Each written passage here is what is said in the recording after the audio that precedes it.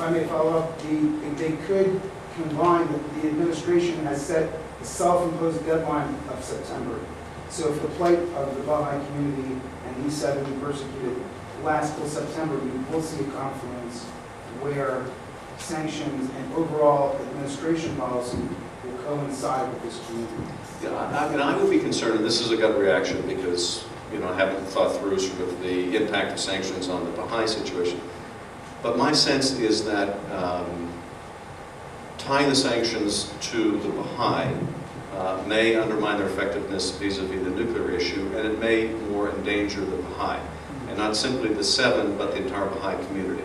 If Iranians feel that the economic hardship they're enduring is because of the Baha'i, then I would be concerned about further persecution of the Baha'i. If they think that their economic suffering is due to the hardliners clinging to the bomb, and they feel it doesn't make sense for Iran, I think that's a much better situation. Hi, my name is Param Sarudi. I'm Iranian and also Jew and a member of the American Jewish Committee. And my question to Congressman Schiff is, with what happened in North Korea with former President Clinton, do you think that that will prove to be detrimental in the world stage as far as the 3 hikers that are in Iran now and the Baha'i, the 7 Baha'is? Do you think that this country has set a wrong precedent for, with North Korea, it was almost, they wanted this for sake of media. Do you think that other countries like Iran will use that against the US and other countries? I don't think so. And, I know there is certainly one point of view out there that the North Koreans were big winners because they got the international recognition of our former president going to North Korea.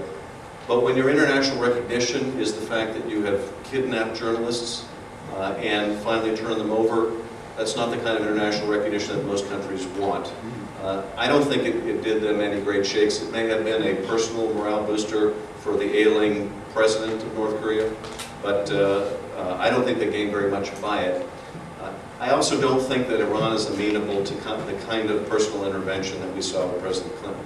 You can't see President Clinton or some other high-level person being able to go to Iran and deliver the 7 Baha'i. Now, there is a possibility, and I just finished reading, and I highly recommend it, Guest of the Ayatollah, written by Mark Bowden, about the Iranian hostage crisis. It's very interesting in its own right, but it's also very revealing in terms of what's going on in Iran now. Interestingly enough, many of the people who are being persecuted are these sort of aged student leaders of that Islamic revolution who now have become reformers. And it's an interesting kind of twist of fate. But in the Iranian hostage situation, you had some emissaries trying to go to Iran to free the hostages who became, I think, very successful propaganda tools in the Iranian administration. There is always that peril.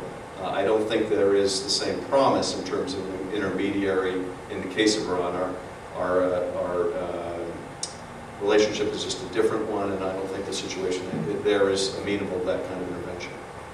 But I don't think, getting back to your question, that our former president going there and securing the release of the hostages in North Korea hurts us in terms of Iran or other countries.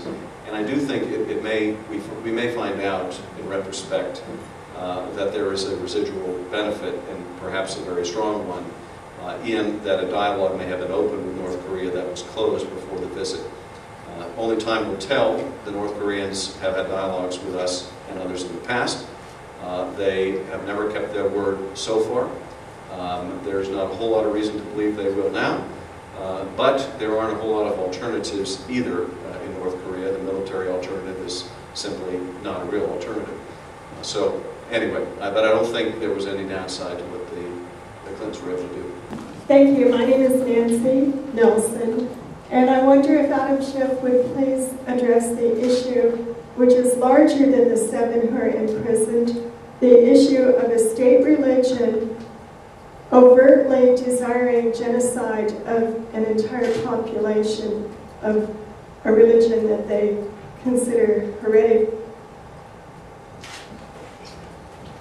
I think you're asking, what's my view of a situation where a state religion calls for the elimination of another religious community, the extermination of another religious community. And I think we have to distinguish between the Iranian government and some of the members of that government and their bastardized interpretation, in my view, of Islam and what Islam stands for. I don't think Islam stands for the annihilation of any other religious group or body of people. But I think that certain religious leaders, and some in Iran, are using Islam and the Quran for purposes it was never intended and for things it doesn't stand for. So I think we have to be careful to distinguish between state and individual actors twisting religious doctrine for heinous purposes. It's not the only place we see that. It's not the first time we've seen it. It won't be the last, regrettably. There is a more difficult question, I think, within your question, and that is a state-adopted religion consistent with tolerance of other religions? And I think the answer is that it can be, and in many cases it is. But it depends on the relationship between the religion and the running of the state. And there are many countries that are not able to navigate that coupling of a religious state and the administration of that state. But there are others that have declared themselves an Islamic nation or a Jewish nation or a Christian nation and have been able to navigate that difficulty and make sure that they're tolerant of other faiths. So I guess those are my sentiments on the subject. Thank you.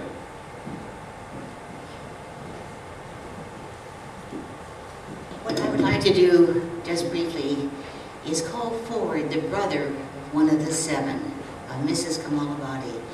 Would you please come forward and just give us a few words? Mr. Kamalabadi, point out your sister in the picture, if you would.